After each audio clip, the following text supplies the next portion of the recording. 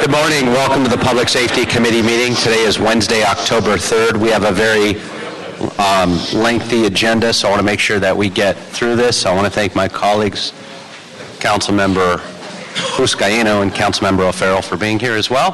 And thank you so much. We're going to first go into general public comment. And if we could have all three at the table and then open it up for general public comment. Victor Moreno. Marrero, I apologize. Yes, I'm sorry, Marrero. Still having my cup of coffee. Okay. Thank you very much. We're also Herman and Thomas May. Are there any other people here for general public comment? Mr. Herman. Did you fill out a card for general public comment? Not on a specific item, but general public comment. No other guests here for general public comment? That'll close general public comment submission of cards then for the three speakers. Good morning. Good morning. Am I up first? Sure. Okay, good morning. Thomas May, employee of the city, resident of the city. Briefly, I have in my hand here an RFP for actually farming out communications electricians' work. Now, I've been in front of this committee before and mentioned the reduction in manning by ITA of communications electricians, and us not being able to perform the job we need to in maintaining the public safety radio communications system. This RFP is tantamount now to taking the police system and fire system and now farming it out to somebody else. ITA will not be doing this, apparently. It's like taking your car to your dealer and then he sends it down the road to somebody under an awning to take care of your expensive car. I don't know if the police or fire department even know about this, but I don't know who's watching ITA. Apparently nobody, because nobody's said anything. I think you guys need to look at it. I warned you about it before. The reduction in manning was going to bring us to this point, and here it is. So I'll give it to this guy. Thank you very much. Good morning, sir. Good morning, Councilman Englander and council members. My name is Vic Morrero. I'm an IBW rep for IBW Local 45, and I do represent all communication electricians at the city that maintain all police and fire communication. And I'm also very unhappy for this RFP that has gone out to the Department of ITA. And I would like you to reconsider this and see what you can do about it. And I appreciate your time. Thank you. Well, thank you very much. Good morning. My name is Mr. Herman for the record, and I'd like to bring out an action of first of all, more so the condolences to the officer who was injured, killed in an accident. However, the true business of today's nature has to do with the real issues of why crime, burglaries, and death is on a high rate here in Los Angeles. If you're vacationing here, I say be aware of it, because this is not the safest city any longer. We're becoming the new Chicago. And as all of you heard last night in the news of the woman council lady who killed her mayor, too bad. But now in business for the city. I find it apprehensive that Chief Beck gives us the data and statistics about crime, violence, and so forth, and it's inaccurate. We can read it in the newspaper, we can see it on our streets today. Clean up the broken window system, put back in the real issue of giving our officers a rank for the file, a fair pay raise. Have a good day. Thank you. With that, we'll go ahead and we have a number of consent items. Item 7, item 8, 11 and 12, 13, 14, and 16. I'd like to call item 17 on consent as well. We do have one speaker card from Mr. Herman. I'll hold it till the end of the meeting unless you still want to speak, if you want to still speak on it. If you're going to speak on it, I'm going to hold it till the end of the meeting, or I'll go ahead and pass it on consent now. I'm giving the option. You have a number of other cards in as well. You're denying me to speak? I'm confused. I'm not going to restate that. So 7, 8, 11, 12, 13, 14, and 16 will be on consent, and without objection, that'll be the order. Committee members, item 16 is the police permit fee adjustments. I believe the Commission Office has some amendments to those fees, technical amendments, which will be presented to me by Mr. T. Morning. Good morning, Mr. Chair and members of the committee. Yes, very briefly on the attachment, there are a couple of corrections for the record, and I've spoken with Mr. White about this. Massage therapist off premises, the current is $221 and the proposed is $221. A renewal should be 172 currently, and proposed to be 167. For valet operator, again on on attachment 1, the current is $314, proposed is $299, and for relocation, it's currently $314 and proposed $299. And that's Okay, it, sir. thank you very much. You're That's welcome, on sir. 17. We're going to go ahead and hold 17, though. If no other cards are in on any other items, that'll close the submission of cards. So if you're turning any other cards in at this point, we'll go ahead and note it on the record that you turned it in. Okay, so we'll go ahead and hold 17 till the end of the meeting for a card. 7, 8, 11, 12, 13, 14, and 16 were on consent. Okay. On item 15, council members, what I'd like to do is we do have one card in on 15. However, what I'd like to recommend is that we continue that item and ask, though, that, and I understand there's additional outreach. We're asking LA Rex to do some additional outreach to the key stakeholders, which we understand has not been done quite sufficiently as has been reported back.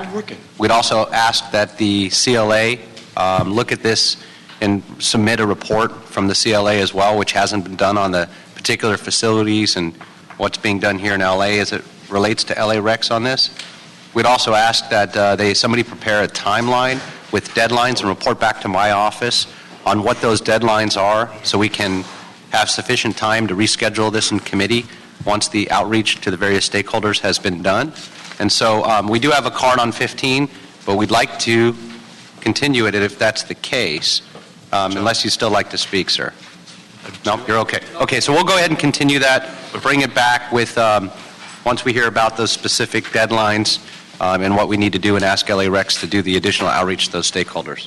When will we hear it? Fine, thank you. We'll hear it as soon as we get the deadlines back from the mayor's office and the CLA and find out when our deadlines are. Okay, so moved. Okay, all right. Here's 15. Withdraw that one. Okay, that takes us to item 9, and I'd like to, we have one card on item 9 from the Honorable Rudy Savornich.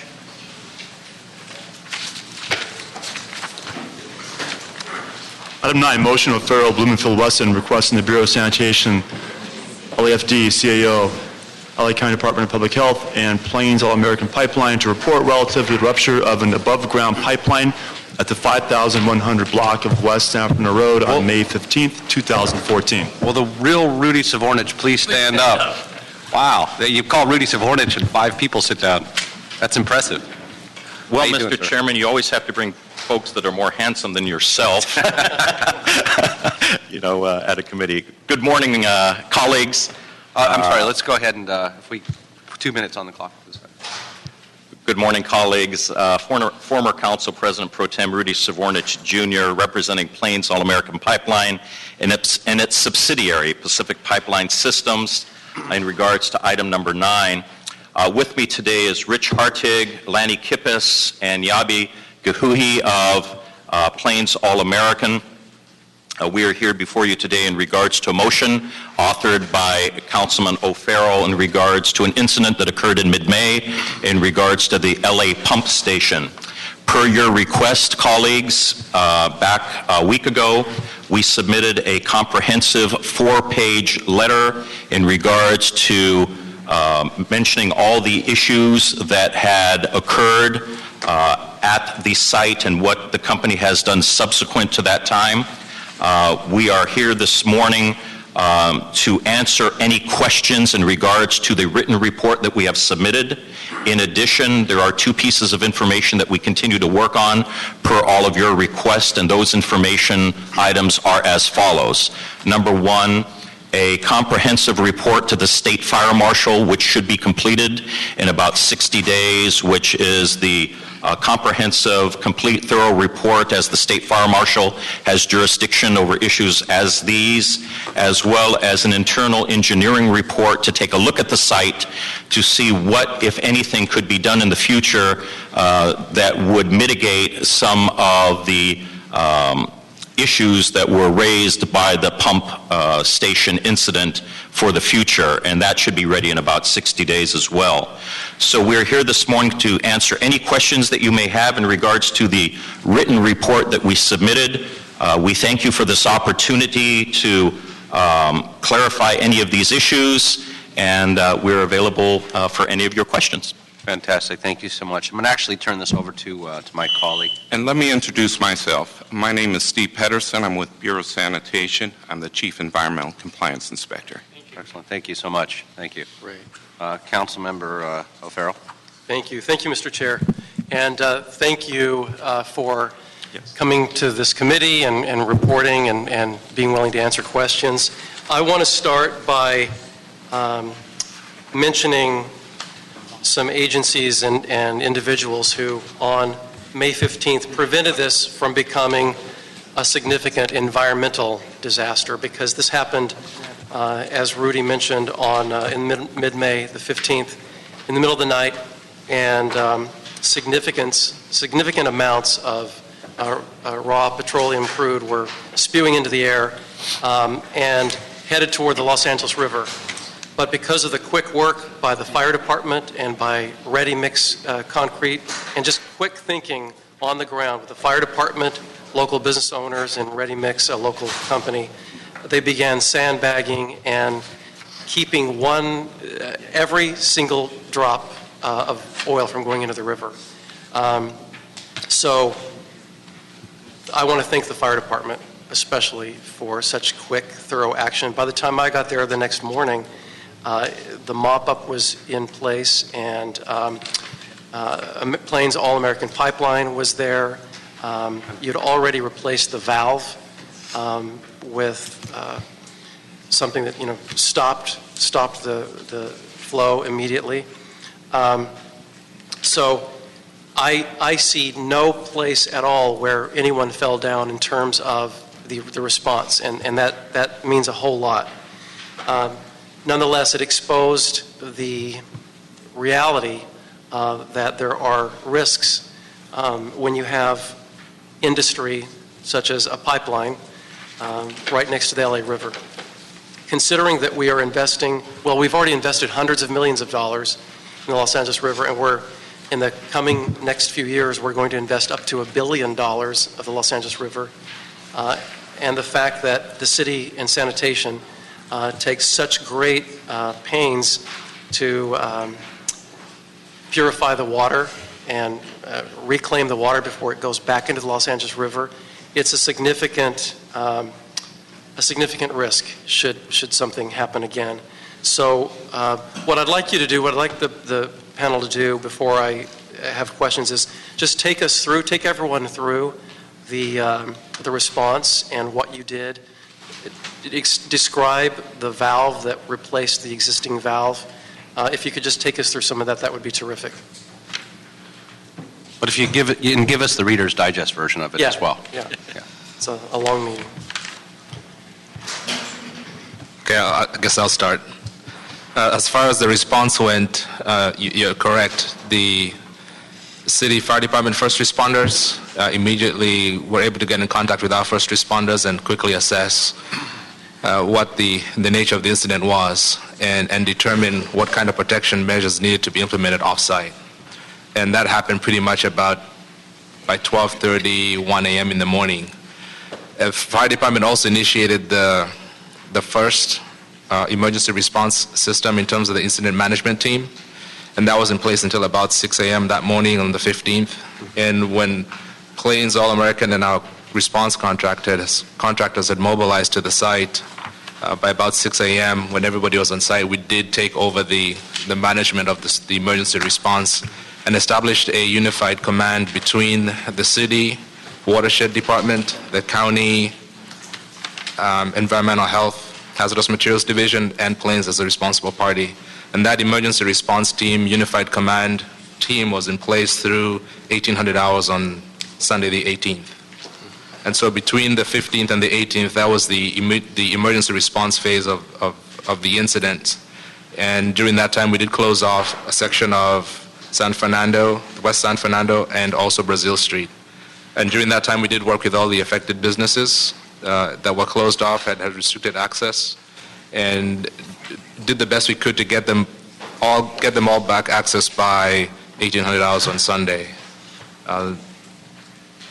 Subsequent to that, once the emergency response phase was done, then we did go into more of what we could call a mitigation or remediation phase. We wanted to confirm that all the short-term or the shallow impacts from the spill were adequately remediated. And so we did prepare some response plans or work plans that we did submit to the water board and to the county and the city, and went back and did some investigations on our property and also off-site on Brazil Street, and determined that we did pick up all the impacts. There's the property to the north of us is, there was two impacted properties immediately to the north of us. We did prepare a work plan for those particular sites, but the owner did prevent us from going in to do the sampling there. They made the choice to go in and do it on their own. One other thing I should mention in regards to the response was we did offer the neighbors the opportunity for us to go in and measure the environmental health inside their businesses. Mm-hmm. And for those who did accept that offer, we did go in and do some monitoring, and there was no impacts to any of the businesses we went into. Thank you. I have a couple of quick questions. So what was the final tally in terms of gallons of crude that was spilled? It did come up to 331 barrels. 331 barrels. 331, correct. Was the kind of final tally. And can you describe the valve that blew and the valve that replaced it, and why that's important? Okay. Yeah, the valve that we had to release initially through was a ball valve, and we had the valve analyzed and an engineering analysis, metallurgical analysis performed on it, and it failed due to fatigue failure of the bolts holding the top of the valve together, and that allowed the valve to come apart and allowed the crude oil to be released. And we ended up replacing it with a totally different type of valve, a gate valve that operates totally differently and would alleviate that initial situation. And is the 8 valve considered the permanent replacement? Yes. And what caused the fatigue on the ball valve? Was it volume? Was it pressure? Because that wasn't an old one necessarily. No, it was actually installed in 2009. So what's the story there? It was a combination of cycling, pressure cycling on the valve, and vibration. And how many ball valves exist throughout the system? In other words, what kind of risk might we need to consider moving forward? And part 2, is there a replacement plan based on the failure of this type of valve? Actually, we're going through, not just here in California, but our entire company, looking at the location of any similar type of ball valves with this high differential pressure situation. Mm-hmm. And so far we haven't identified any that have needed to be immediately mitigated. So we are taking those steps. And I think you took me through this a couple of months back, but you test them on a regular basis, as is, if I understand that correctly. Yes, the mainline ball valves are inspected twice a year. Okay. And there was nothing in the inspection that indicated that this particular ball valve in Atwater Village would fail? No. Okay. And so a couple of more quick questions, Mr. Chair, if you don't mind, and that is, we know that it was all mopped up, and I'm very pleased, and I think the community is very pleased with that. Are there any lingering aspects, environmental concerns, et cetera, that you're aware of, small or large? No, we're not aware of any. Okay. And we know that at a nearby business, a couple of people were taken to the hospital and they were released. Are you still in touch with those employees at the nearby business? Or is there some sort of... Actually, no, I think we may need to get back to you on that one. We were not privy to that information, Mm-hmm. I think because of privacy issues. Mm-hmm. And I'm not sure that they've made a claim through our claim line. That's how I should have asked if there were any claims. I know claims were made for property damage. Right. But as far as that. Okay. That's really, those are the main questions I had, and I have a couple of suggestions, which you're already kind of doing anyway, but for the record, I want to state them. Shall I? Okay. So you mentioned the 60-day report from the State Fire Marshal that it was coming back, and then the internal report on mitigation within 60 days. And if you could report back to this committee, continue it, and report back, that would be my request. Great. Yeah. Okay. Thank you, Mr. Chair. Having representing a huge industrial area down at the port, this is alarming to me that a 5-year valve can go wrong and can go bad in such a short period of time. How can we prevent this from occurring again? Well, I think in our case, we have maintenance. I mean, we're in the infrastructure that's crumbling through DWP, these old pipes, but such a new valve, that's unacceptable. Yeah, that's why we chose to replace this one, and are looking at the other valves in our system to see if there's any similar conditions. Take action on those as well. This is really a very unusual circumstance in terms of the valve failure that took place. And it's a twice a year you check these types of valves or all your pipelines? We check all the mainline valves twice a year. Valves. Yeah, where we cycle the valve, do a visual inspection on them, make sure they're operating properly. Got it. And this is again an above ground valve. Right. Okay. Right. Thank you. Thank you. So, Mr. Chair, if I may, Yes. one final thing on this is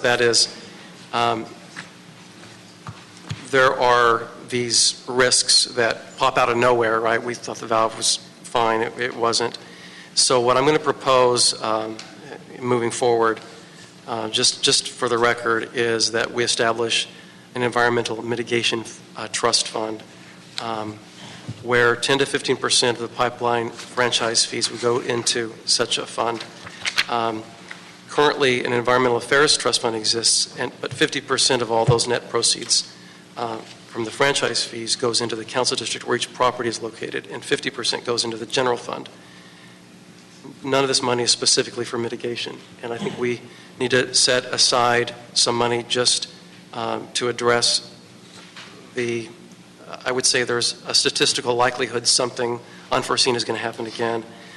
So what I'm going to do moving forward is request the CO report on what that would look like, drafting an ordinance would look like for that. It's a great idea. If I could suggest that actually come, I think that's a discussion that should come as a separate motion. Oh, it is. I'm not proposing it. I think that's right here, but moving forward, that's what I'm going to do. Yeah, excellent. Okay. Okay. Terrific. And then you wanted them to report back. How long were you looking? 60 days, and that's what you mentioned as well. So literally, for the record, report to the California State Fire Marshal, as is they've committed to already, and they're the regulatory body for interstate pipelines, and then the engineering report, internal engineering report on how to mitigate if such another occurrence happens again, and the potential improvements, which you kind of mentioned, but more detail. And so we would appreciate a report back. Yeah, excellent. Okay. So that'll be the order without objection. Great. Okay, thank you all very much. Thank you. Yeah. Thank you, All Mr. right. Chair, members. The next item is item 10. Item 10, motion LeBon Englander, directing the LAPD CAO CLA to report relative to restricting the operation of drones to designated areas or remote-controlled airfields within the city of Los Angeles. We have one card from Rick Alatorre, Council District 4. You wanted to speak to that. Good morning. Just like to thank you for giving me the opportunity to come in and represent the councilman on this motion. Thank you for taking it into consideration. Just want to reiterate that the councilman regarding this motion is purely concerned about public safety, and that is the only thing he is concerned about at this time. I was a helicopter pilot for LAPD for 17 years. 30 of my 35 years were with LAPD. but I am representing the councilman here just to reiterate that this is a public safety matter only. I like your mug. I have about 20,000 hours in an aircraft, and I will say that the drones, these UAS systems, are susceptible to the same environment that any other aircraft is. That we want to make sure that the people over that walk and drive through the city of LA are safe at all times. One thing we want to make sure is that the aircraft, especially the aircraft that fly over the city of LA, the fire department, the police department, the Department of Water and Power, you have tourist aircraft, you have the Coast Guard, they all use the city of LA for various reasons, and we want to make sure that the drones are operated in a safe manner, that you do not interfere with any operations that may be where they may be responsible for public safety, for lives. We want to make sure that that this motion continues and that a study be done to ensure that the people of Los Angeles are safe. Excellent. Thank you very much. I do have a recommendation, colleagues, that that we move forward on this, but we amend the recommendation or the request on the motion. And since the police commission is already taking this up, the police department is already doing a full analysis and coming up with best practices. They're setting the policies. The chief's office has already grounded the ones that we did receive until they're writing the policies. I would suggest that we let the experts do that, and that the recommendation is then that we request the department in consultation with the city attorney's office and the police commission to come up with their policies. When it's done at the police commission, to come back to this committee. And so if that's okay, unless you have any other input, I would suggest we move this item to council with those recommendations. So move. No. Okay. Great. Excellent. That'll be the order. Excellent. Thank you. And sir, do we have any others from the department that wanted to speak, or you're okay with the action? You have more hash marks than I have space on my arm for. So good morning, Mr. I see you, sir. Yeah, you're more than welcome to speak. As Rick Alatorre has talked about, we're fortunate in the port in that there is currently an LAMC section that does give us the authority to help control some of the drones that are in the area. The issue that we are most concerned about, that Rick Alatorre talked about, is there's a tremendous proliferation of the novices and what I would refer to as the careless and reckless, albeit maybe unintentional, use of these drones that operate with not only within the port, but on areas that are just outside of the port. And so that this motion, from the port's perspective, we totally support. So Great. Excellent. Thank you for coming here this morning, Chief. Appreciate it. And so with that, that'll be the recommendation, and perhaps we ask that the police department also work with the other proprietary agencies and those various departments for their input on their final report as well. So we'll go ahead and add that to it, Mr. Clerk. Okay, that'll be the order. And then next is item 6. And I don't see any cards on item 6. Item 6, Board of Police Commissioners report relative to LAPD's metrics for its 877 Ask LAPD phone line, the number of calls made to police stations and the time taken to answer calls. Good morning. Chief. Good morning. Sandy Jo MacArthur, Los Angeles Police Department, and the commanding officer of Communications Division, Don Schwartzer. Good morning. Morning. And our in-house expert, Todd Austin. Good morning. Fantastic. Good morning. Good morning. So thank you for responding to this and forwarding the information on the Ask LAPD.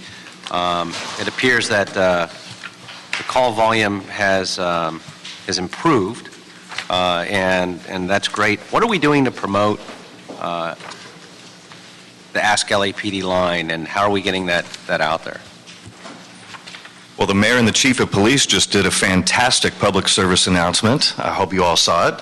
That's available on the LAPD online website and I believe also on CityView Channel 35. We have in the past used the city transit system, the dash buses, and other means to use billboards and other ways of communicating that number.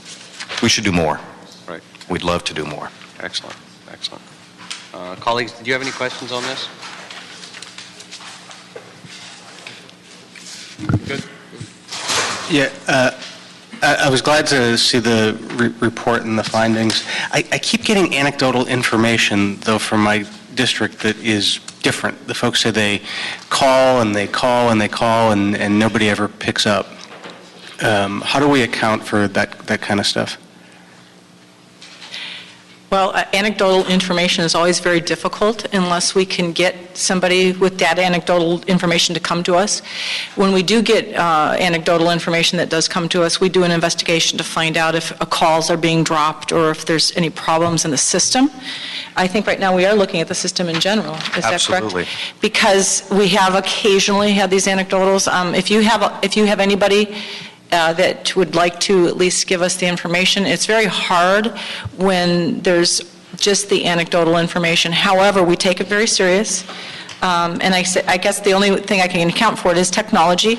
We are going to have issues that surface periodically. And that is one of the reasons we take every complaint, when I consider that a complaint, very serious as we move forward.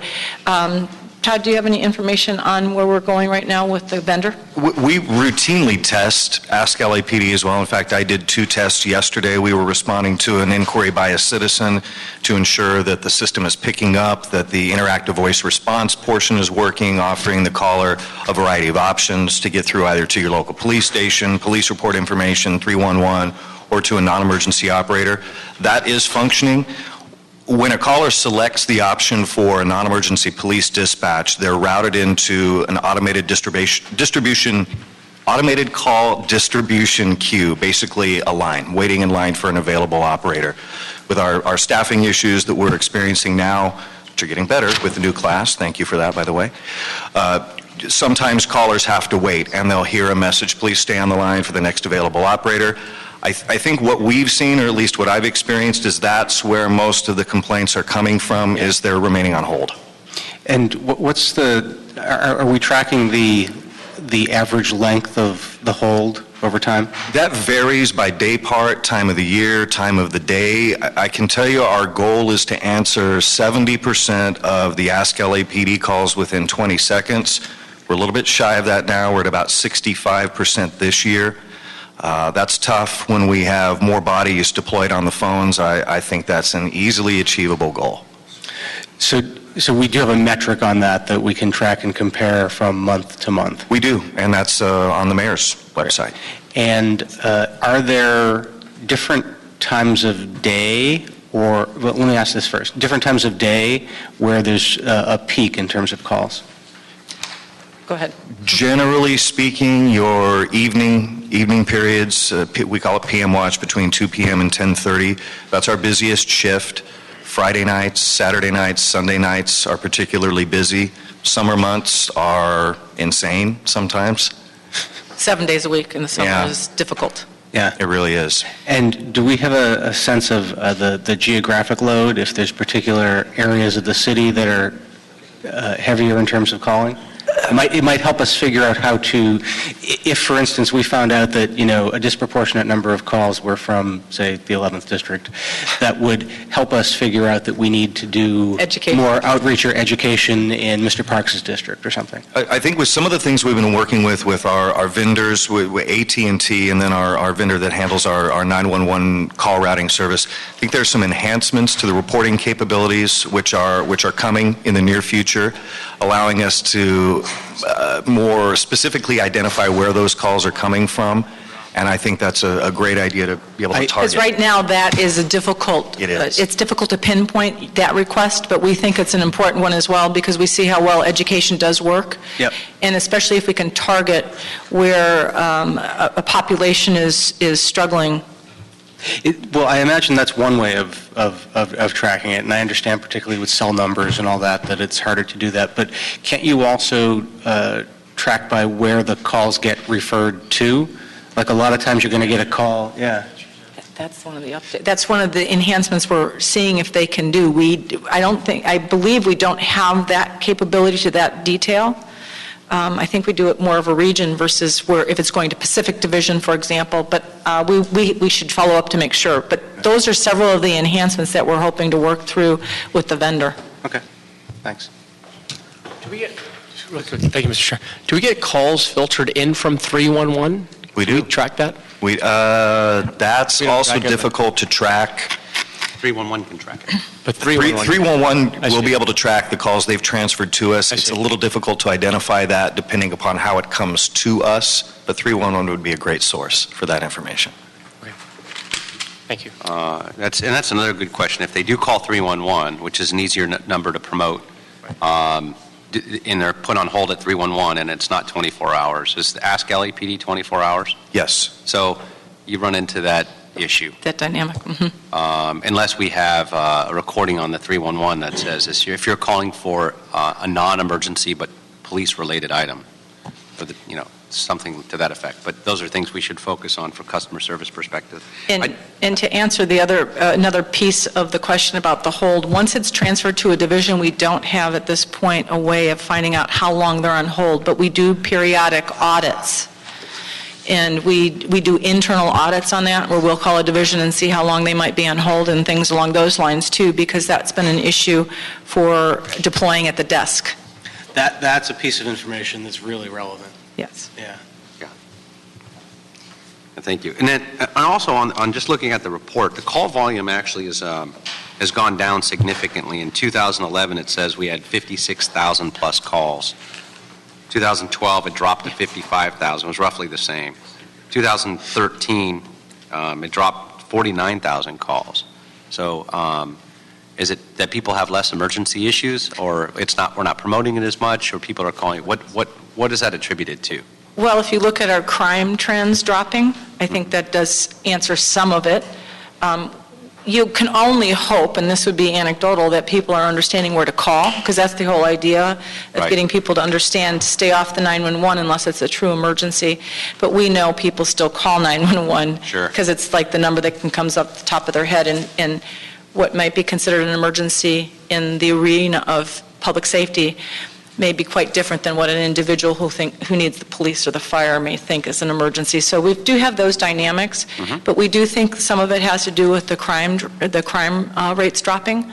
But that again is a guess. It's probably a very educated guess with experience. But I think we've started to see a little bit of an uptick. We have this year. In the last couple of months, it was very busy. So we're starting to see a little bit of an uptick. And again, we've got some violent crime concerns that we're dealing with, and so we think it's very much related to the crime stats. Great. Okay, excellent. And then just the final question that I have is there a way to get similar reports or information on the actual 911 calls for the past 3 years as well? Absolutely. 911, we have a much greater reporting capability on. We can give you whatever you need on 911. Can you put together what you think would be relevant information on a report for the 911 calls?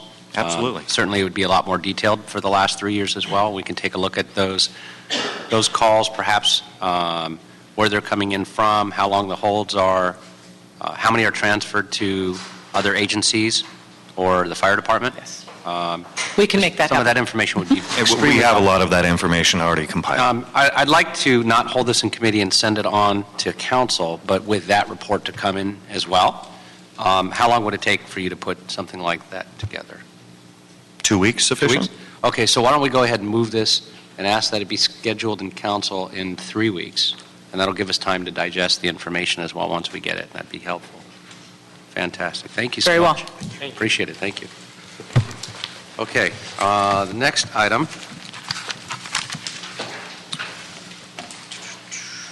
is why don't we go ahead and take items 1, 2, well, we can take 1, 2, 3, 4, and 5 together. we have cards on all of those items as well. So we'll go to the general public comment cards first. On 1, 2, 3, 4, and 5.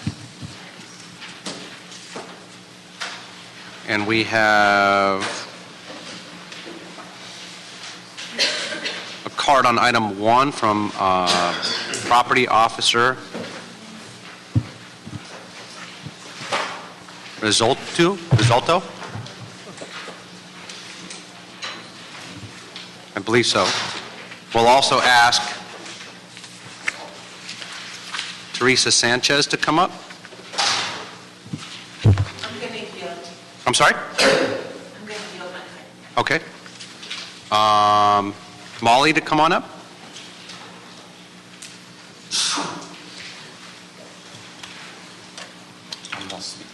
Eduardo? Yes. Yes. Okay. Good morning. Morning. How are you? Good. Okay. Excellent. Good morning. I sent around a one-pager with PowerPoint slides yesterday. I don't know if you all got it, and submitted them to the clerk this morning. And I just wanted to walk you through some data that we saw in civilianization. In the last decade, we've seen that the overall workforce has grown by 3.7%. Sworn jobs are up 7%, and civilian jobs are down. And these numbers are based on the average annualized number of filled positions. It's not budget numbers, they're bodies that are in the supplemental budget book when you calculate your costs. And then using that data as well, we see that civilians, the ratio of sworn per civilian has gone down 18% since Wall Street crashed the economy.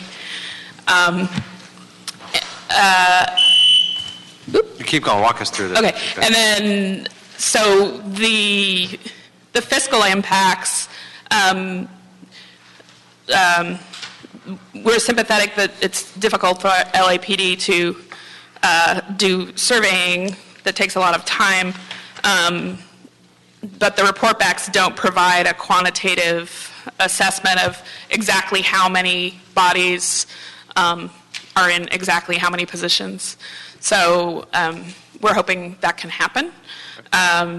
We understand that there are officers on light duty and are there for legitimate reasons, but you can't do a head count in a way with the data that you have now. And we also just want to note that with the decline in civilian positions overall, the department noticed that that about half the department entities assign sworn personnel to perform the duties of vacant civilian positions, and the duties of the remaining civilian vacancies are either being performed by civilian personnel or not being performed at all. So we're concerned about the services that aren't being performed at all. And we're like, thank you. Yeah. Yes, sir. Good morning. Good morning. I'm honored to be here representing my division, Property Division, LAPD. And our job is to admit, store, book, and care for evidence. And it's a highly meticulous and labor-intensive job. Okay, I got some raw numbers here for you. We have 21 locations as of 2007. Out of those 21, only 5 geographical areas are now left open, leaving only a total of evidence intake and storage facilities. And that includes Commercial Street Warehouse, Evidence Control Section at Piper Tech, the Forensic Science Center, Van Nuys, and Metro Division Center on First and Temple. There has been, the only geographical areas open are 77th, Olympic, Pacific, should I continue? Harbor, and Topanga divisions. There has been no hiring of new personnel or promotions to supervisory positions since 2007. And our numbers have dwindled from 115, 2007 numbers, to less than 50. A number of young and capable property officers have taken more promising and better paying jobs. You said the height was what number? I'm writing this. I'm sorry, I don't have the exact numbers because it fluctuates, but it's about 100, over 100. Yeah, in 2007 levels. Okay, and there is an existing mindset among employees that the chances for promotions are not found in our division, and the longer-serving employees are opting for a quiet and early exit. As a result, we have administrative difficulties due in large part to our decimated ranks. Let me ask you this: do you actually have this document in writing? I'm sorry? Do you have this in writing, the document you're reading off of? Yes. Can you just go ahead and submit it? Just because I want to make sure that we Okay. have enough time for get through the discussion as well. And you've prepared the remarks, so I want to make sure it's part of the record. Okay, and I have a couple more points. Well, then I got to yield them to everyone the same. So I gave you the more time as well as the previous speaker. So I want to make sure we're fair. I got to do it all accordingly across the board. But you already have it in writing, so that'd be great if you can submit that to the clerk. I just want to make sure that all this, that our shortage and our service is severely degraded and impacts the patrol time, the investigative time of the sworn person. Well, it was the reason they did these motions as well. So I appreciate that. Thank you so much. Thanks for your patience. Good morning, council members and Chair Englander. My name is Eduardo Nunez, and I work for ITA Infrastructure. I am also Union Steward for IBEW Local 45. Civilian employees should be doing clerical, administrative, professional, and blue-collar jobs they were hired for. Able-bodied police officers should be assigned to the enforcement duties they were trained for. Police officers who work on radio systems without proper training can cause harm to the infrastructure. Currently, they are doing the following tasks without any experience: install and repair circuits and wiring, calibrate and align radio equipment components, perform preventative maintenance checks and services on equipment. Police officers lack the following training: troubleshooting mechanical, electronic, and electrical principles, proper line installation and wiring techniques, communication, security policy, and procedures. As a result of continuous lack of oversight by departments, our radio communication integrity has been severely diminished and is exposed to irresponsible circumstances. An example of such an incident happened a month ago when a planned outage in the valley for radio server upgrades caused a chain of events. The radios that police officers have been programming failed to work because their program file they used was outdated, the program file they used, and the radios failed to go back into fallback mode. Fallback mode is used in case primary radio channels stop working and the secondary channels start to work automatically. There were no casualties to civilians or officers in the field due to this mishap. The event could have escalated if it happened during a city emergency. Thank you, Councilman. Thank you very much. And with that, just so you know, we do get regular updates from GSD now on radio failures, and it's the report back from that particular incident was a little different, although the issue at hand is, we have a contractor as well that works on Mount Lee and other communication issues that they've ironed out some of those problems on the backups not kicking in or the fail-safe programmatic issues. They've ironed a lot of those out and brought in the city engineers as well. So that's a little different, but everything you highlighted is exactly the point, though, on all those other positions. So I do really, truly appreciate that you came here this morning. Thank you. Sorry. Changed your mind. I actually decided I needed to just emphasize one quick point. Teresa Sanchez asked me, District Council 36 and the Coalition of LA Unions. Good morning, Chairperson Englander and committee members. I just wanted to point your attention to page number 5 in Dr. Rhodes' memo to you regarding this issue of civilianization and restoring services to the police department. As you know, the focus of some of the advocacy of city unions and the LA Coalition this time around is really in the light of the slow economic recovery and general improvement in city revenues. We're advocating a very prudent yet strategic approach to service restoration and workforce restoration. We think the LA Police Department should be a primary focus of this strategic approach of joint labor management, surveying where are the critical needs, where are the vacancies, where are critical functions not being where a critical resource is not being deployed to serve the public. And so we want to bring your attention to the fact that while we understand that there's been severe cutbacks in every city department, we believe now is the time for us to work together. We believe that working together we have a solution to figure out strategically how we move forward to make sure that we have the right person in the right job in every division and every shift in the police department citywide. Great, thank you so much. And now if I can ask the departments to come up.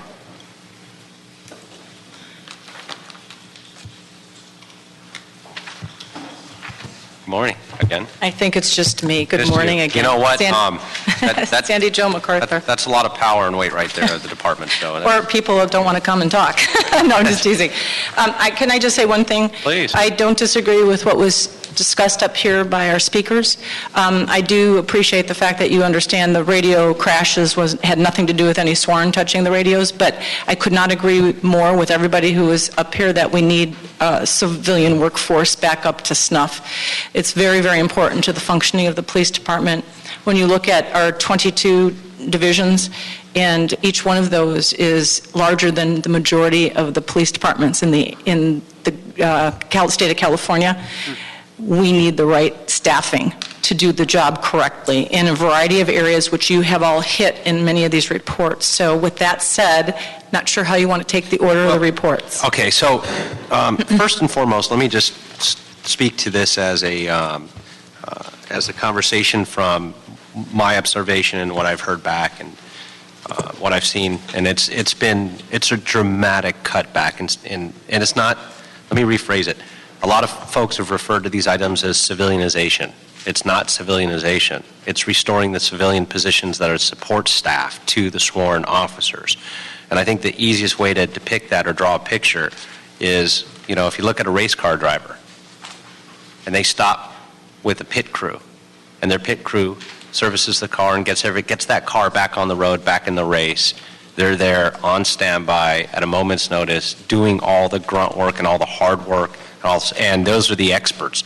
Those are the ones who know everything about how that vehicle operates. The driver doesn't even get out of the car. That's our civilian staff. And right now we've got the race car driver, the Los Angeles police officer, stopping to change his own tires, to refill the oil, to get that car back in the race. And at that point, he gets that car back on track, he's lost the race. So if we start looking at that from that perspective, while we're enjoying crime being at an all-time low, and not by accident, by design and by incredible community policing and police work and organizations that have been incredibly helpful in doing that, the second we start seeing some upticks, we're in trouble from my perspective because we don't have the civilian staff. We don't have that pit crew. And you can't bring them in fast enough to train them quick enough. It's a learning curve, and they become experts in their field. And financially and economically, it just makes sense. I mean, that's how this department has been run. It's by no design or instruction by the department or the chief of police at all to say, let's eliminate or cut back on the civilian staff. It was an economic condition that we've depleted and decimated departments across this city. And whether it's those civilian positions that support our customers throughout the city, those are the residents and the businesses in the city of LA, and or those civilian positions that support our first responders. They've been decimated. And so when we start talking about ensuring that we can maintain public safety, both police and fire, we have to have in the same breath, the same conversation, those key positions as we heard from our support representatives that were speaking up here earlier today. That's critical. And so with that, I'd like to turn it over to my colleagues for questions and inputs on the various reports, and then I've got some recommendations that came in from other council members as well. Thank you. And thank you for those comments. I agree with everything the chairman said.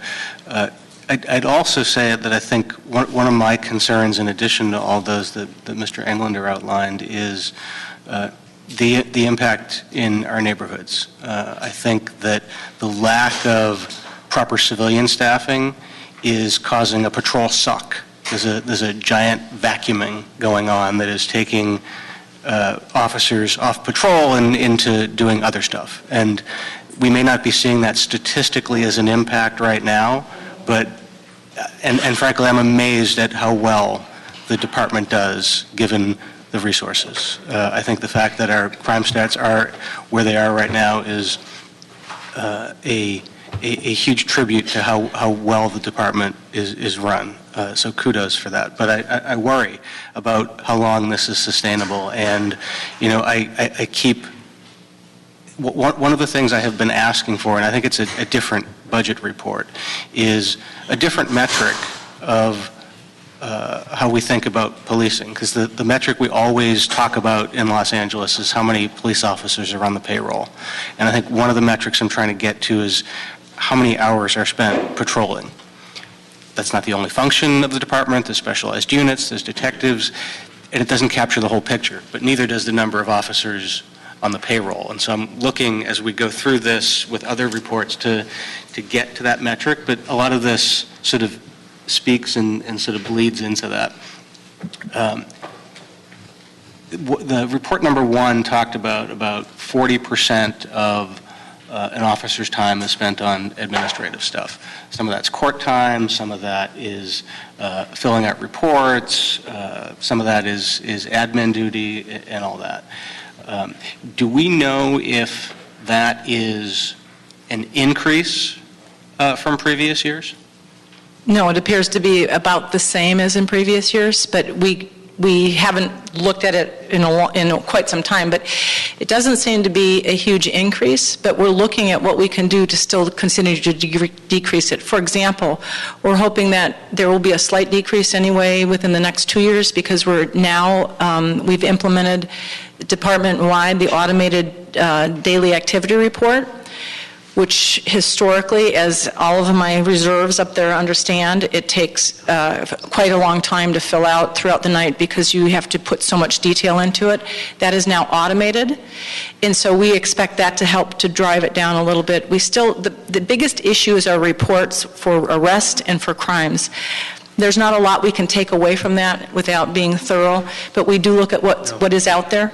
We look at what might be able to be automated reports for the public to do. We're working on that project. Unfortunately, to work on all these different projects, we need the person power to do that, and we're very aware that we have to prioritize what tech projects we work on because we don't have the civilian population in our IT side of the shop to help us work on this, and it really does take a combination of sworn and civilian to do it properly with a tech background and then the police experience.